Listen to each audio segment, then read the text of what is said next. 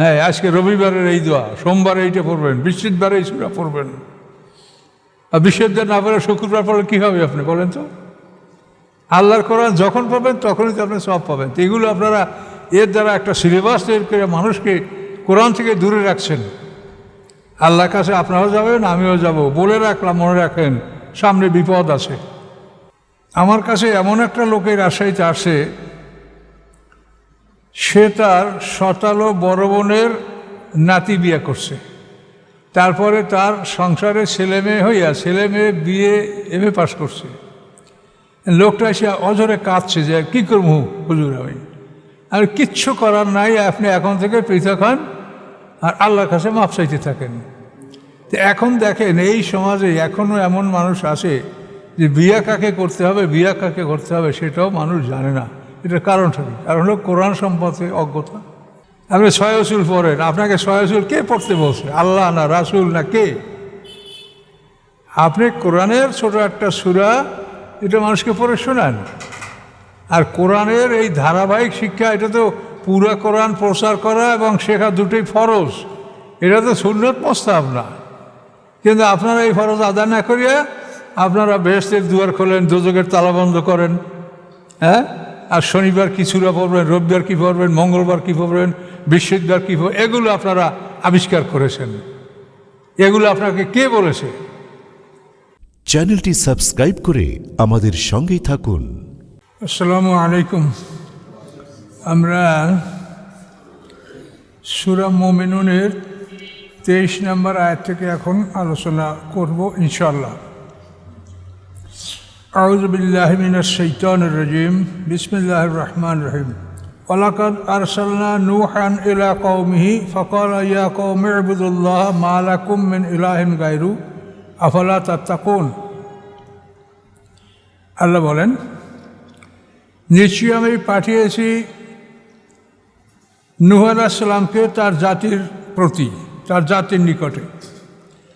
ফাকালা, তিনি বললেন, ইয়া কওমে, হে আমার জাতি, উবুদুল্লাহ, তোমরা আল্লাহর ইবাদত করো, মা লাকুম মিন ইলাহিন গায়রু, নাই তোমাদের জন্য কোনো ইলাহ তিনি ব্যতীত, আফালা তাত্তাকুন, তোমরা কি আল্লাহকে ভয় করবে না, তাকেও অবলম্বন করবে না?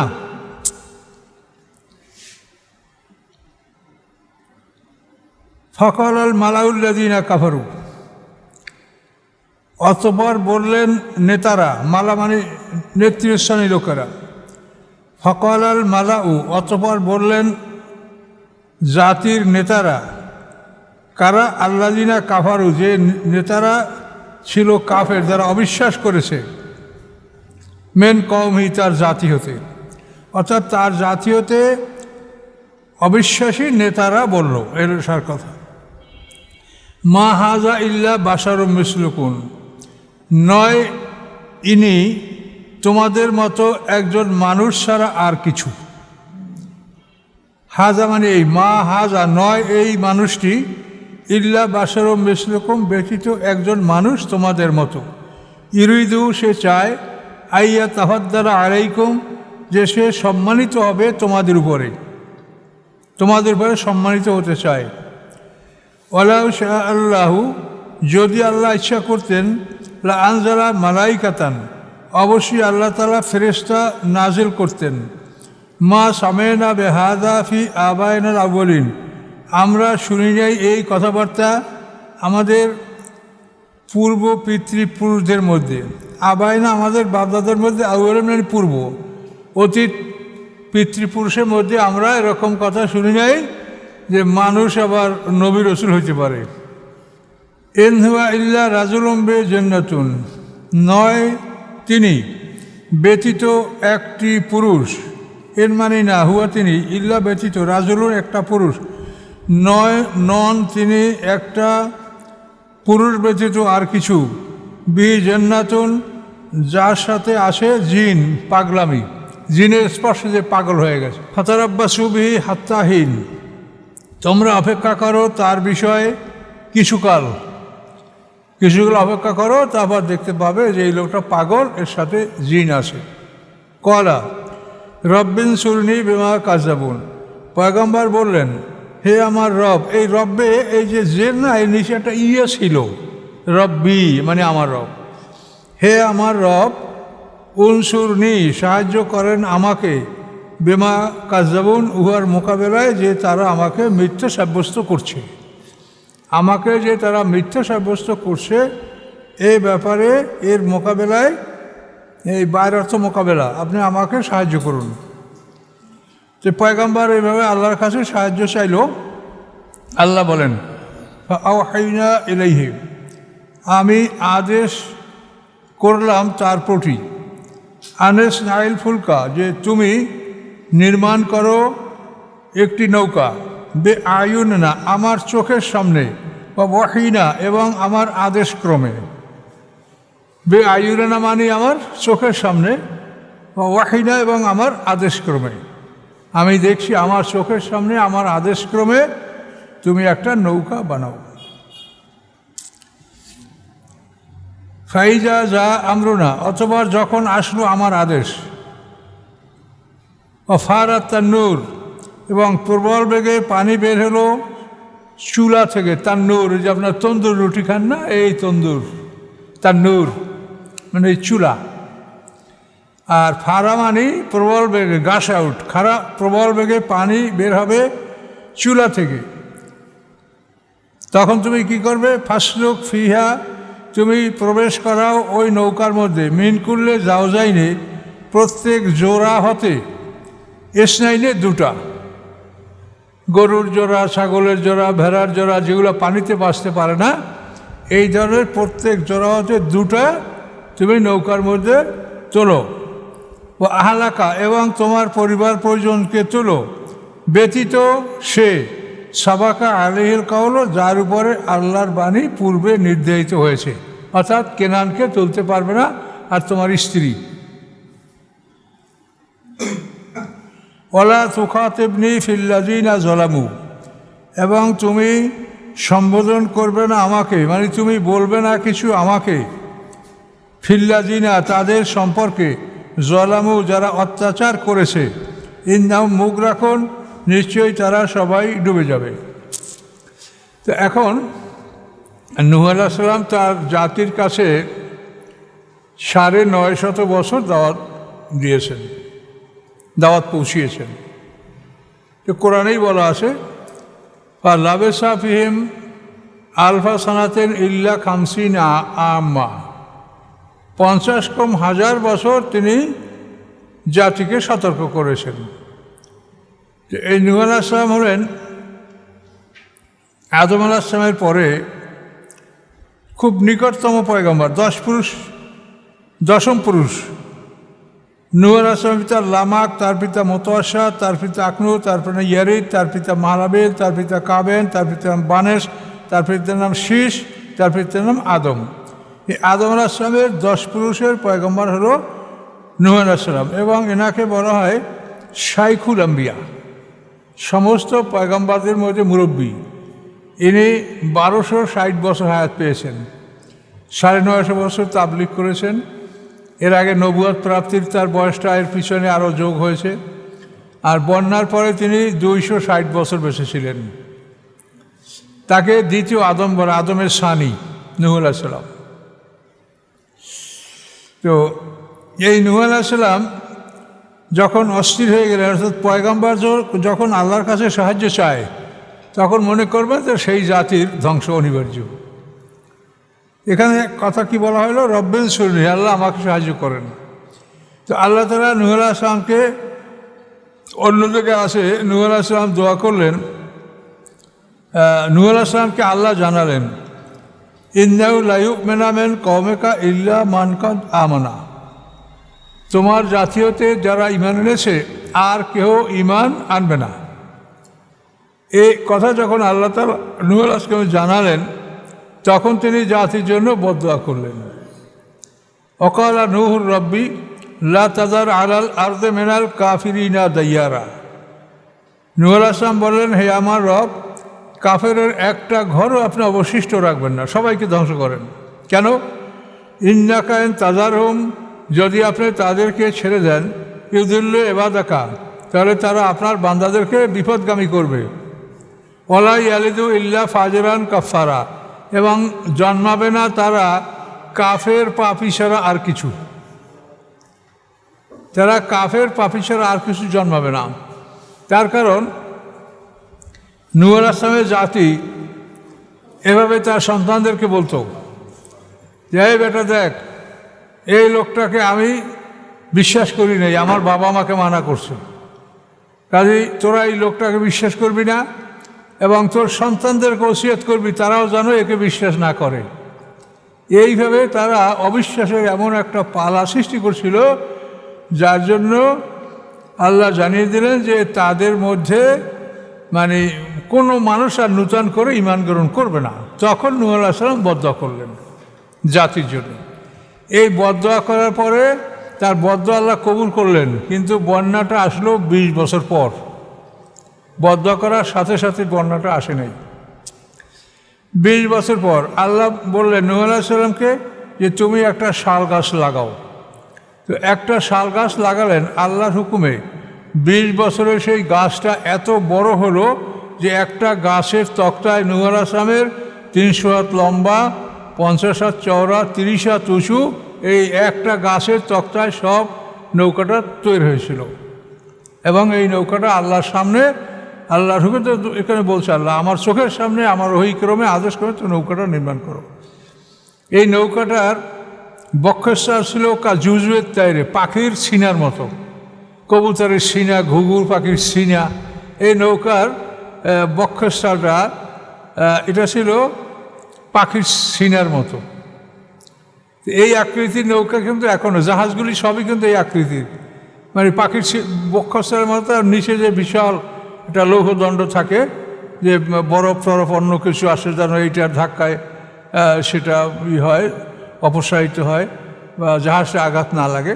তো এই জুজুয়ের তায়ের, তো এইভাবে অন্য হাতে আছে আল্লাহ দুসুর, লোহা এবং কাঠ, এই দুটো জিনিস দ্বারা এই নৌকাটা তৈরি করা হয়েছিল। অনেক কথা আরও আছে, আমরা জায়গার মতো আরও শুনব। আর এখানে যে চুলার কথা বলা হলো, এই চুলা সম্পর্কে বলা আছে যে ইরিয়া বা সিরিয়ার অঞ্চলে এই চুলাটা ছিল। এই চুলাটা হলো মা হাওয়া এটা রুটি পাকাতেন।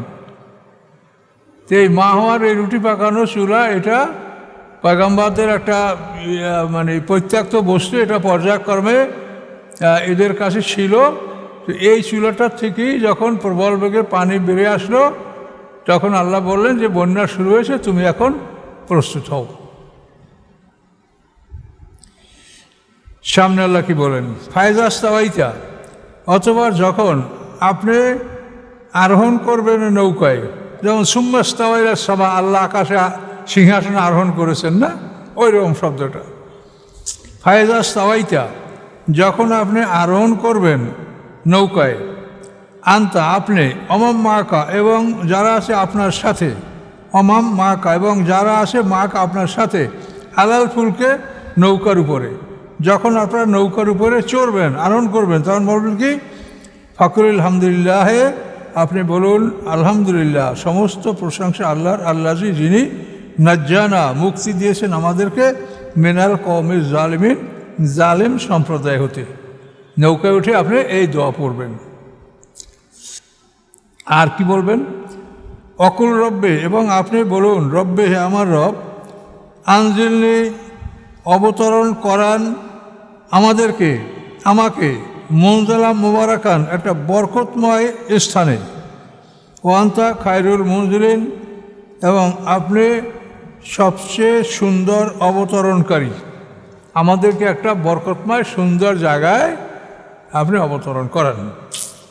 যে বন্যাটা 6 মাস ছিল, এবং এই 6 মাস পর্যন্ত নৌকাটা পানিতে ভাসতেছিল। 3 তলা বিশিষ্ট নৌকা, নিচে ছিল পশু, মাঝখানে মানুষ, আর উপর তলায় পাখিরা।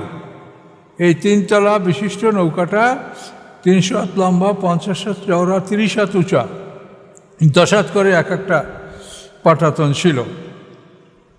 তো এই 6 মাস পর্যন্ত নৌকাটা চলার পরে এই বন্যার ফলে সমস্ত কাফেররা ধ্বংস হয়ে গেল, এরপরে বন্যার পানি আস্তে আস্তে কমে গেল এবং নৌকাটা জুদি পাহাড়ে স্থির হলো। ওয়াস্তাওয়াত আলাল জুদি, কোরআনের ভাষা। এরারুট পর্বতমালার জুদি অঞ্চলে নৌকাটা স্থির হলো, ওয়াস্তাওয়াত আলাল জুদি।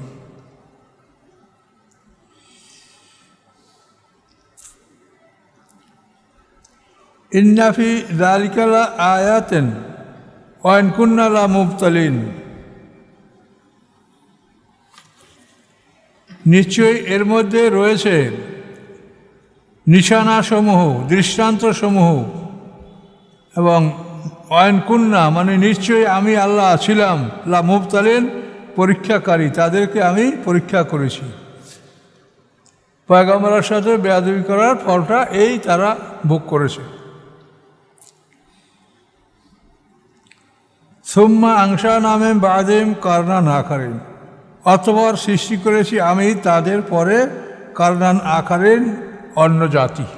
এদেরকে ধ্বংস করার পরে আল্লাহ অন্য জাতি সৃষ্টি করেছেন। অর্থাৎ ৮০টি পরিবার যারা নৌকায় ছিল তারা সেই ইরাকের বেবিল অঞ্চলে অবতরণ করেছে এবং তাদের থেকেই পরবর্তীতে পৃথিবীর বংশবিস্তার হয়েছে। বর্তমান পৃথিবীর সমস্ত মানুষ, হিন্দু, বৌদ্ধ, খ্রিস্টান, মুশরিক, সবই নূহ আলাইহিস সালামের এই নৌকায় লোকগুলি ছিল তাদের বংশধর। এরা সবাই মুসলমানদের বংশধর। অথচ তারা বলে কি যে ভারতের সব মানুষ হিন্দু, এদের আদিপিতা হিন্দু। এই তো আজকে দেখলাম পেপারে, অজ্ঞতাবশত তারা এগুলো বলবে। তারা তো আল্লাহর ওহী সম্পর্কে জানে না, সব কিছুই আছে। এখন ব্যাপার হচ্ছে কি, আমাদেরকে আল্লাহ তাআলা কোরআন ছাড়া অন্য ধর্মগ্রন্থ থেকে কথা বলতে পছন্দ করেন না। এই যে অনেকে বাইবেল, গোস্পেল, তওরা, মহাভারত অমুক সমুখের রেফারেন্স দেয়, আবার আপনার মনে করেন, সোজা মনে করেন হুজুর বড় আলেম। কিন্তু আমরা কোরআনের সন্ধান করে দেখেছি আল্লাহ কোরআন নাজিল হওয়ার পরে অন্য কোনো কিতাবের কথা পছন্দ করেন না। তার কারণ ওই কিতাবগুলি যদিও আসমানি কিতাব, কিন্তু ওগুলা ইরেজিং, টেম্পারিং, ঘষা মাজা, ওভার রাইটিং ওগুলাই হয়েছে। কাজে ওগুলোই সব কথা সঠিক নয়, নির্ভুল কথা কোরআনের। কাজে কোরআন থেকেই কথা বলা আল্লাহ পছন্দ করেন। এটা আবার 3টে আয়াত আছে কোরআনে। শেষ আয়াত হলো আলাম ইয়ানি লিল্লাযিনা আমানু আন তাখশা কুলুবুহুম লিযিকরিল্লাহ। তৃতীয়বার আল্লাহ বলছেন যে এই যা নাজিল হয়েছে কোরআন, এর পরেও কি মুমিনদের অন্তরটা শান্ত হয় না কোরআনের উপরে? তারা আরও ডানে বামে কেন হাতড়ায়? খুবই দুঃখজনক বিষয়। আল্লাহ তাআলা মানুষ সৃষ্টি করছেন, এই মানুষের কোথায় ত্রুটি, কোথায় দুর্বলতা, কোথায় শক্তি সব আল্লাহ জানেন। কাজে আল্লাহ তাআলা আমাদের জন্য এই আসমানি কিতাব সিলেবাস করেছেন, কিন্তু এই সিলেবাস তো ছোটো। তো এই সিলেবাস আমরা বাদ দিয়া আমরা এমন সিলেবাস ধরেছি যার কোনো সীমা নাই। আপনি এই ৬৬৬০ আয়াতের মধ্যে অনেক ছোট্ট ছোট্ট আয়াত আছে, 3 শব্দের আয়াতও আছে, কিন্তু হাদিস কিন্তু সবই বড় বড়। তা আপনি তাই বোখারিতে ৭,৩০০ মতো হাদিস, তাহলে 6টা হাদিসে যদি 6,42,000 হাদিস হয়, তা আপনি কি আয়ত্ত করতে পারবেন? আপনি এই ৬,৬৬০ আয়াতই শিখতে পারেন নাই, আপনি ওই সিলেবাসে ঢুকছেন। তাহলে আপনি তো আল্লাহ যেটা আপনার জন্য সংক্ষিপ্ত করেছেন, আপনি নিজের উপরে অসাধারণ বোঝা চাপিয়েছেন এবং আপনি আবল তাবল বলছেন। কাজে এই জন্য এই বিষয়গুলোর লক্ষ্য রাখতে হবে। এক পৃথিবীর বড় বড় লাইব্রেরি, কয়েক মাইল লাইব্রেরি, আপনি মদিনা ইউনিভার্সিটি লাইব্রেরি আছে অন্তত 2 মাইলেরও ঊর্ধ্বে, এত সব কিতাব তার মধ্যে আছে। কে পড়বে? একটা মানুষকে 1000 বছর বয়স তাহলে সে পড়তে পারবে? এগুলি কি আল্লাহর সিলেবাস? এগুলি হলো মানুষের মগজকে কোরআন থেকে দূরে নিয়ে যাওয়া। এখন আমরা একথা শুনলে তো আমরা বলবো বাবারে, সব মুরব্বীদেরকে অস্বীকার করছে। মুরব্বীদেরকে অস্বীকার করা না করা আমরা বুঝি না, আমরা বুঝি আগে কোরআনের কথা। যে এই সংক্ষিপ্ত সিলেবাসটা আপনি বোঝেন। কাজেই এই অনেক কিছু বুঝতে গেলে আমরা কিন্তু কোরআনের মূল বক্তব্যগুলি আমাদের থেকে হারিয়ে যাবে এবং সমাজে আমাদের দেখতে পাচ্ছি স্পষ্ট প্রমাণ তার আছে। আমার কাছে এমন একটা লোকের রাজশাহীতে আসে, সে তার শতালো বড় বোনের নাতি বিয়ে করছে, তারপরে তার সংসারে ছেলে মেয়ে বিয়ে এমএ পাশ করছে। লোকটা এসে অজরে কাঁদছে যে কী করবো হুজুর, আমি আর কিচ্ছু করার নাই, আপনি এখন থেকে পৃথক হন আর আল্লাহর কাছে মাপ চাইতে থাকেন। তো এখন দেখেন এই সমাজে এখনও এমন মানুষ আছে যে বিয়া কাকে করতে হবে সেটাও মানুষ জানে না। এটার কারণটা কি? কারণ হলো কোরআন সম্পর্কে অজ্ঞতা। সেই সমাজে ওই লোকটা বাইরে সেখানে কি মসজিদ, মাদ্রাসা বা ইমাম কেউ নাই এমন মানুষ যে লোকটাকে বলবে যে এই মেয়েটা বিয়ে করা তোমার জন্য হারাম। এবং সেটা বিয়ে করার পরে তার ছেলে মেয়ে বড় হয়ে গেছেন, ছেলে মেয়েগুলো অবস্থা মানে মনে হয় যেন তোরা মাথাটাকে মরিয়ে যাবে, যা আমরা অবৈধ সন্তান সব। কি কেমন লাগে আপনি যদি প্রমাণ হয় আপনার কাছে যে আমি অবৈধ সন্তান এবং মানুষ জানে যে এরা অবৈধ সন্তান, কেমন লাগে আপনার বলেন তো?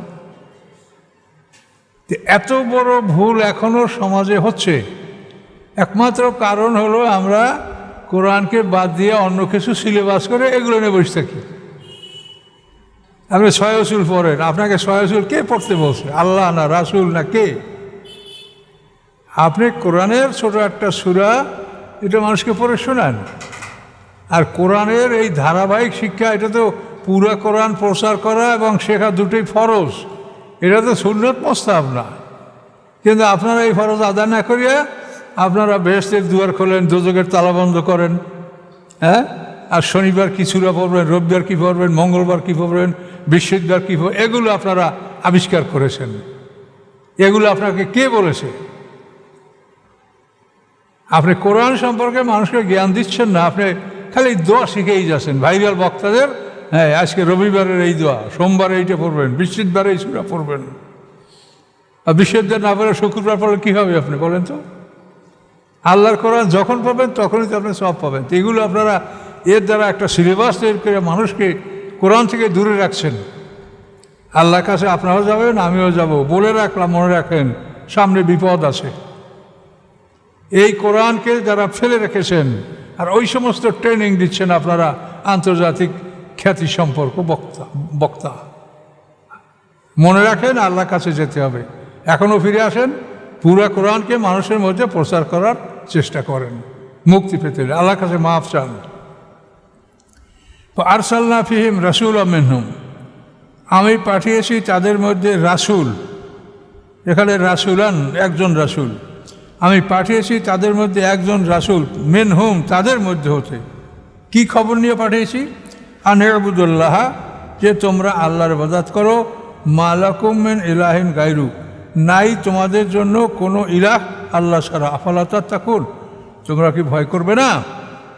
ক্বালাল মারুমিন কওমিল্লাযিনা কাফারু ওয়া কাযযাবু লিকাইল আখিরাতি ওয়া আতরাফনা ফিল হায়াতিদ দুনিয়া মা হাযা ইল্লা বাশারুম মিসলুকুম ইয়াকুলু মিম্মা তাকুলুনা মিনহু ওয়া ইয়াশরাবুনা মিম্মা তাশরাবুন।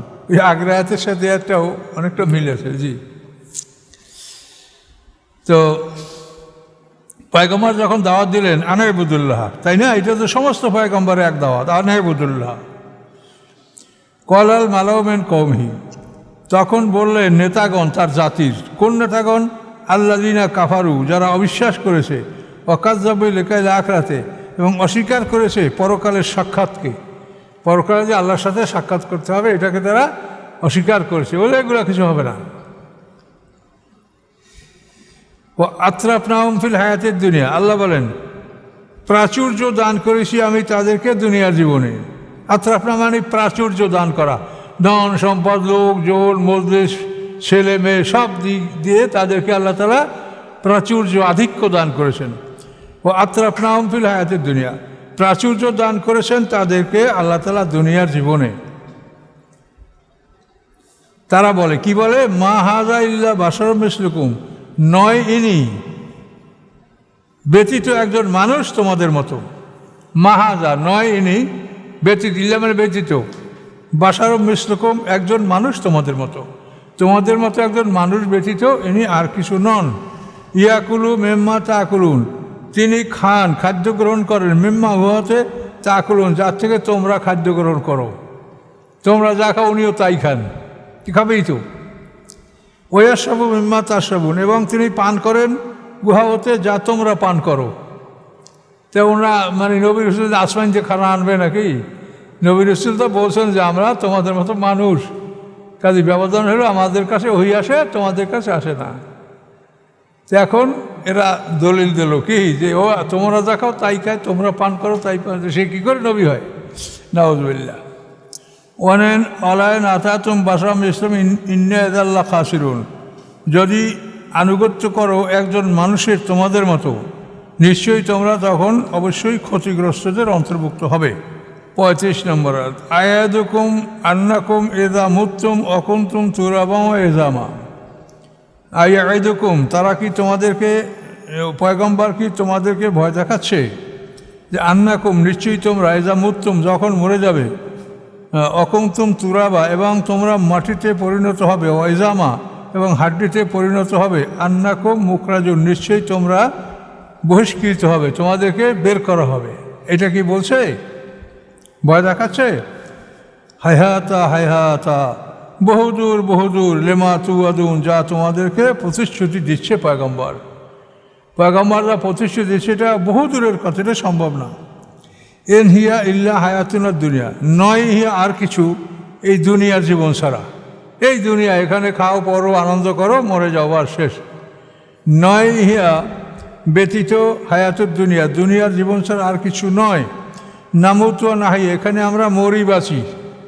কি সুন্দর ওয়াজ, এখানে আমরা মরি বাঁচি। অমা নাহনু বিমাবুসিন, নই আমরা যে আমরা পুনরুত্থিত হব, আমাদেরকে পুনরায় জীবিত করা হবে, এটা নয়। এন হুয়া ইল্লা রাজুলুন ইফতার আল্লাহ কাযিবান, নয় এই ব্যক্তি, এন মানে নয়, হুয়া তিনি, ইল্লা ব্যতীত, রাজুলুন এক ব্যক্তি। কি ব্যক্তি?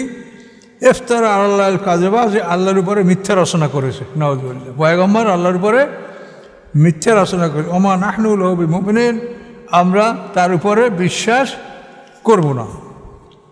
ক্বালা রাব্বিনসুরনি বিমা কাযযাবুন, তখন পয়গম্বর বললেন, হে আল্লাহ আমাকে সাহায্য করুন তার মোকাবেলায় যা তারা মিথ্যা সাব্যস্ত করেছে, মিথ্যা বলেছে। ক্বালা, পয়গম্বর বললেন, আম্মা কালিলেন লা ইউসবিহুন্না নাদিমিন, অল্প সময়ের মধ্যেই অবশ্যই তারা হবে লজ্জিতদের অন্তর্ভুক্ত। মানে তাদের কথাবার্তার জন্য যখন দেখবে শাস্তি আসে, তখন আম্মা কালিলেন, অল্প সময়ের মধ্যেই, লা ইউসবিহুন্না হবে তারা নাদিমিন, লজ্জিত।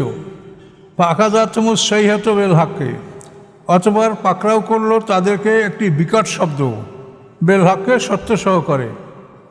ফাখাযাতুহুমুস সাইহাতু, অতঃপর পাকড়াও করলো তাদেরকে একটি বিকট শব্দ, বেল হাক্কে সত্য সহকারে। ফাজআলনাহুম গুসাআন, অতঃপর পরিণত করলাম আমি তাদেরকে খড়কুটায়, গুসা মানে খড়কুটা। বা বোদাল লিকওমিজ জালিমিন, অতি দূর, বা বোদাল মানে শাস্তি, এ অর্থ হতে পারে। আর অতি দূর রহমত থেকে, অতি দূর আল্লাহর রহমত, লিকওমিজ জালিমিন, জালেমদের উদ্দেশ্যে, জালেমদের হতে, অথবা শাস্তি। বোদাল মানে শাস্তির অর্থেও আসে, শাস্তি জালেম সম্প্রদায়ের জন্য। সুম্মা আনশা'না মিন বা'দিহিম কুরুনান আখরিন, তারপর আমি সৃষ্টি করছি তাদের পরে অনেক জাতি। সুম্মা, পরে, আনশা'না আমি সৃষ্টি করেছি, মিন বা'দিহিম তাদের পরে, কারনুনের বহুবচন কুরুন বহু জাতি। মা তাসবিকু মিন উম্মাতিন আজহালা ওয়া মা ইয়াস্তাখিরুন, আগে করা সম্ভব নয় কোনো জাতির নির্ধারিত সময়। ওয়া মা ইয়াস্তাখিরুন, এবং না বিলম্ব করা যায়। যে সময়টা নির্ধারিত আছে, এ তাসবিকু মানে আগে করা, আর ইয়াস্তাখিরুন মানে পরে করা। আগেও করা যায় না, পরেও করা যায় না। নির্ধারিত সময়ে ঘটবে যা ঘটার, যেটা আল্লাহ সময় নির্ধারিত করেছেন, ওটার আগেও করা যাবে না, পরেও করা যাবে না।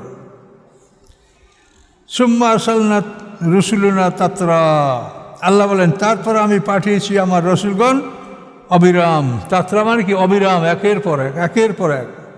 কুল্লামা যা উম্মাতার রাসূলুহা, যখন এসেছে কোনো জাতির কাছে ওই জাতির রাসূল, কুল্লামা, এটা মাটা হয়তো এখানে পৃথক লেখা হয়েছে, এটা একসঙ্গেই বোধহয় মূল বইতে পাবেন। কুল্লামা, যখনই যা আসে উম্মতের কাছে রাসূলুহা, তার রাসূল, কাযযাবুহু, তখন তারা তাকে মিথ্যা সাব্যস্ত করে। ফাতবানা বাযুহুম বাযা, অতঃপর আমি অনুগামী করেছি তাদের একদলকে অন্য দলের। একদলকে অন্য দলের অনুগামী করা মানে একদল ধ্বংস হয়েছে, পরের দল আমি আবার তাদেরকে ধ্বংস করেছি। ও জাআলনাহুম হাদিসা, এবং করেছি আমি তাদেরকে ইতিহাস, ঘটনা। তাদের এই জাতিগুলির বিষয়টা আল্লাহ বলেন এদেরকে আমি ইতিহাসে পরিণত করেছি। বা বৌদাল লিকওমিন লা ইউমিনুন, ধ্বংস ওই জাতির জন্য তারা ঈমান গ্রহণ করে না। 45 নম্বর আয়াতে 130 পিঠে। সুম্মা আরসালনা মূসা ওয়া আখাহু হারুন বিআয়াতিনা ওয়া সুলতানিন মুবিন, অতঃপর আরসালনা, আমি পাঠিয়েছি মূসা আলাইহিস সালামকে, ও আখাহু হারুনা, এবং তার ভাই হারুন আলাইহিস সালামকে, বিআয়াতিনা, আমার নিদর্শন সহ, ও সুলতানিন মুবিন, এবং স্পষ্ট প্রমাণ সহ। এই প্রমাণ হলো মোজেজাগুলি, 9টা মোজেজা, স্পষ্ট প্রমাণ সহ। ইলা ফেরাউনা, কোথায় পাঠিয়েছি? ইলা ফেরাউনা, ফেরাউনের নিকটে, ও মালাইহি, এবং তার নেতাদের নিকটে। ফাস্তাকবারু, অথবা তারা অহংকার করল। ওয়াকানু কওমান আলিন, এবং তারা ছিল একটা জাতি যারা অহংকারী, বিদ্রোহী। আলিন মানে উঁচু, আলা মানে উঁচু, এর থেকে আলিন, অহংকারী, বিদ্রোহী, স্বৈরাচারী।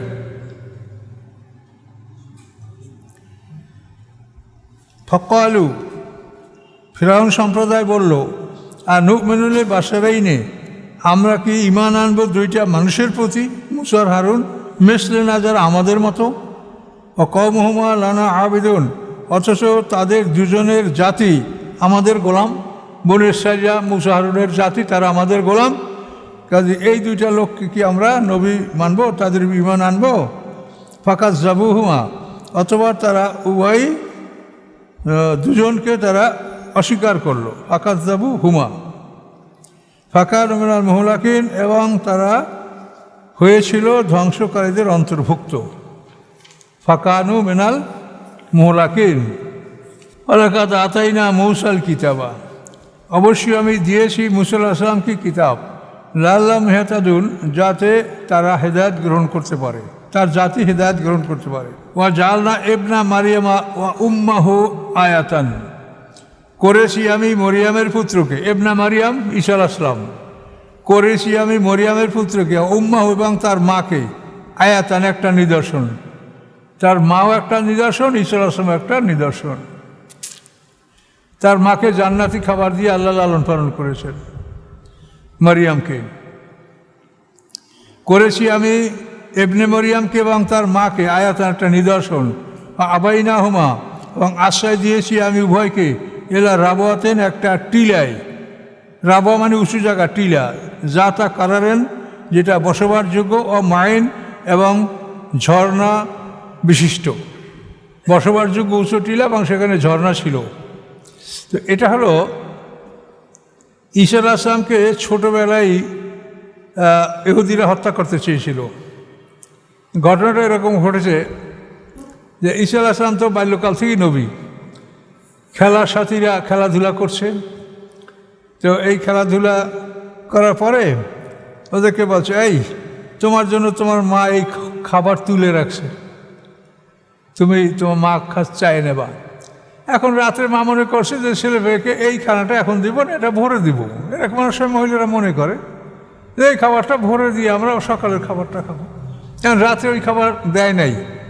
তখন ও ছেলে বলছে, মা তুমি এই খাবার রেখেছো তোমার ঘরে, তোমাকে দিচ্ছ না কেন? তোকে কে বলেছে? তুই কী করে জানলি? তা আমাকে আমাদের খেলার সাথী ঈশা বলেছে। পুরে সর্বনাশ, ঈশা কত বড় জাদুকর যে আমরা কি খাবার রেখেছি সে ওটা জেনে ফেলেছে। এই ছেলেপেলেদের কার ঈশার সাথে মিলতে দেওয়া হবে না। পরের দিন এরা ছেলেপেলে আবদ্ধ করে রাখছে, সব বন্ধ করে ঘরে দরজা আটকাইয়া, আলাদা ঘরে দরজা আটকে রেখে দিয়ে ঈসা আলাইহিস সালামের সাথে তারা যেন খেলাধুলা করতে আর না যায়। এখন ঈসা আলাইহিস সালাম বালক, সে ওই তার বালক সাথীদেরকে খুঁজতে আসে, কই ওরা, কই আমার সাথীরা, কই ওরা বাড়ি না, কই যে ঘরের মধ্যে কী যেন আওয়াজ পাওয়া যাচ্ছে, তাহলে ও ঘরের শূকর। ওই জন্য ওরা তো শুকর পালতো কমন। ঈসা আলাইহিস সালাম চলে গেছে, তো চলে যাওয়ার পর যখন ঘরের দরজা খুলছে তখন সব শুকর, মানুষ নেই। তখন ওরা মুখে বাপরে বাপ, এটি এত বড় জাদুকর সর্বনাশ করেছে, যে কোনো মূল্যে হত্যা করতে হবে। তো এইভাবে ঈসা আলাইহিস সালামকে হত্যা করার যখন তারা ষড়যন্ত্র করলো, তখন ঈসা আলাইহিস সালামকে নিয়ে তার মা বাইতুল মুকাদ্দাস অঞ্চল ত্যাগ করে সিরিয়ার কোনো একটা টিলার উপরে এবং সুন্দর জায়গা, বসবাসের উপযোগী এবং ঝর্ণা বিশিষ্ট একটা সুন্দর জায়গায় মরিয়াম এবং ঈসা আলাইহিস সালাম তাদেরকে সেখানে আল্লাহ আশ্রয় দিয়েছিলেন। একটা বাড়িতে এক লোক, সবই তো আল্লাহর ইচ্ছা, একটা বাড়িতে এদেরকে একটা লোক বলে যে আমার বাড়িতে তোমরা থাকো, আশ্রয় দিয়েছিল। আবার সে বাড়ি থেকেও পরে এরা বের হয়েছিল, সেখানেও একটা ভয়ঙ্কর ঘটনা ঘটেছে। সেই বাড়িতে ঈসা আলাইহিস সালাম এবং তার মা থাকতে ছিল। তো কোনো একদিন দেখা যাচ্ছে যে বাড়ির মালিক খুব মলিন মুখ নিয়ে চলাফেরা করছে। তখন মরিয়াম তার স্ত্রীকে বললেন যে আপনার স্বামী এত দুশ্চিন্তাগ্রস্ত কেন? তখন ও মহিলা বুঝে বলল যে এই দেশে যে রাজা, সে একটা আইন করে দিয়েছে যে বছরে একদিন তার সমস্ত সৈন্যবাহিনী রাজাকে সহ খাওয়াতে হবে। এই বছরে একদিন, এই প্রজাদের প্রত্যেকের জন্য বছরে একদিন। কাজে আমাদের পরিবারের এই পালাটা আসছে, এখন এই কিভাবে আমরা রাজার এই সৈন্যবাহিনী এবং রাজার লোকজন একে আমরা খাবার দেবো, সে ব্যবস্থা আমাদের নাই। এই জন্য আমার স্বামী খুব মলিন মুখ নিয়ে আসে। তখন মরিয়াম বললেন যে শুনেন, আপনি আপনার স্বামীকে শান্ত হইতে বলেন এবং আপনার মেহমানদারির জন্য কি কি লাগবে এইটা আপনি আমার ছেলের কথা মতো আপনারা করেন, আমার ছেলের দোয়া আল্লাহ কবুল করে। কাজে আপনাদের এটা দুশ্চিন্তা ভোগ করতে হবে, এটা ম্যানেজ হয়ে যাবে, ব্যবস্থা হয়ে যাবে। তখন ওই যে গৃহস্বামী সে বলল যে আমার এত মটকা গোশত লাগবে, তো এত মটকা রুটি লাগবে, এত পরিমাণ শরাব লাগবে। তো ঈসা আলাইহিস সালাম বললে আপনার এই মটকাগুলি সব পানি দিয়ে ওই পরিমাণ ভরে রাখেন, রুটির মটকা, গোশতের মটকা, শরাবের মটকা। ঈসা আলাইহিস সালাম দোয়া করলেন, এগুলো যথাসময়ে সব খাদ্যে পরিণত হলো। রুটি, তারপর ভুনা গোশ, শরাব, এগুলো সব প্রস্তুত। রাজার সৈন্যবাহিনী আসলো, সব ধুমধামে খাওয়া দাওয়া হলো, কোনো অভাব নাই। খাওয়া দাওয়ার পরে যখন এই শরাব পান করছে রাজা, তখন বলে যে এই শরাব তুমি কোথার থেকে সংগ্রহ করলে? এটা তো অতি স্বাদের, এটা তো এরকম আমরা কোনোদিন খাইনি। তো বলে আমি অমুক শহর থেকে সংগ্রহ করছি। তো রাজা বলে ওখান থেকে তো আমিও সংগ্রহ করি, তো সেটা তো এরকম স্বাদ না, তুমি এটা কোথায় পেলে, সত্য কথা বলো। এখন সে অনুভব হয়ে গেছে। তখন সে বললো যে আমার বাড়িতে একটা ছেলে তার মাকে নিয়ে থাকে, ওই ছেলে যা দোয়া করে আল্লাহ কবুল করেন, ওই ছেলের দোয়ার কারণে এই খানা তৈরি হয়েছে। এই জন্যে খানায় আপনারা অসাধারণ স্বাদ, যেটা কোনো খাবারের সাথে মেলেটা আপনারা পেয়েছেন। তখন রাজা বলে সেই ছেলে কই, আমার তাকে বিশেষ কাজে লাগবে। বলে কি? এখন ঈশ্বর আপনাকে বলে যে আমার একটা ছেলে মারা গেছে অল্প বয়সে, যৌবনকালে, তোমাকে এই ছেলেটাকে জীবিত করে দিতে হবে। তখন উনি এতে রাজি হচ্ছেন না। এখন মরিয়াম বলছেন যে বাবা এখন কী করে, আমরা এই বাড়ি থাকি, এখন আমাদের তো সমস্যা। তখন ঈসা আলাইহিস সালাম বলেন যে আমি এই শর্তটা করে দিতে পারি যে তার ছেলেকে আমি জীবিত করে দেব, এরপর আমরা যেথায় ইচ্ছা সেথায় চলে যাব, আমাদেরকে যেন এই বাড়িতে থাকার জন্য অনুরোধ না করা হয়। এটা যদি মানে তাহলে আমরা এটা করব। তখন তারা বললো যে ঠিক আছে, এটা করার পরে আপনারা যেথায় ইচ্ছে চলে যাবেন, আমরা বাধা দেব না। তখন ওই আল্লাহর কাছে দোয়া করলেন, ওই ছেলেটা জীবিত হলো, আর ওনারা ওই বাড়ি ত্যাগ করলেন। এই ছেলেটা জীবিত করার পরে সমস্ত জাতি ক্ষিপ্ত হয়ে গেল যে এই রাজা আমাদেরকে জ্বালাইয়া পড়াইয়া খাইয়া শেষ করছে, আর ছেলেটা মরে গেছিলো, মনে করছিলাম যে ও মরলে শেষ হবে, ছেলেটা জীবিত হচ্ছে আবারও জ্বালাইয়া খাবে আমাদেরকে। এই রাজ্যে ভীষণ সমস্যা সৃষ্টি হয়ে গেল। ইতিমধ্যে ঈসা আলাইহিস সালাম তার মাকে নিয়ে স্থান ত্যাগ করলেন। এই স্থান ত্যাগ করার পরে ঈসা আলাইহিস সালামের সাথে প্রতিমধ্যে আবার তিনি বাইতুল মুকাদ্দাসের দিকে রওনা করছেন, জন্মস্থানের দিকে। তো প্রতিমধ্যে এই হাওয়ারিন যারা সাদা মানুষ, এদের সাথে ঈসা আলাইহিস সালামের সাক্ষাৎ, মানে যারা হাওয়ারি মানে সাদা মানুষ বা ধোপা, কাপড় পরিষ্কার করে, তো এই লোকগুলি এখানের কেসটা আবার পরে আমি বলবো। তো এই লোকগুলিকে ঈসা আলাইহিস সালাম দাওয়াত দেওয়ার পরে তারা ঈমান আনছিল এবং ঈসা আলাইহিস সালাম এদেরকে নিয়েই পরে বাইতুল মুকাদ্দাস সফর করেছিলেন। এবং সামনের ঘটনা সব আকাশ থেকে ওঠার পর্যন্ত সামনের ঘটনা সামনে। এখানে এতটুক পর্যন্ত যে আমি ইবনে মারিয়ামকে এবং তার মাকে একটা নিদর্শন করেছি এবং আশ্রয় দিয়েছিলাম তাদেরকে একটা টিলায়, যেটা বসবাসযোগ্য এবং ঝর্ণা বিশিষ্ট। এ পর্যন্ত থাকলো।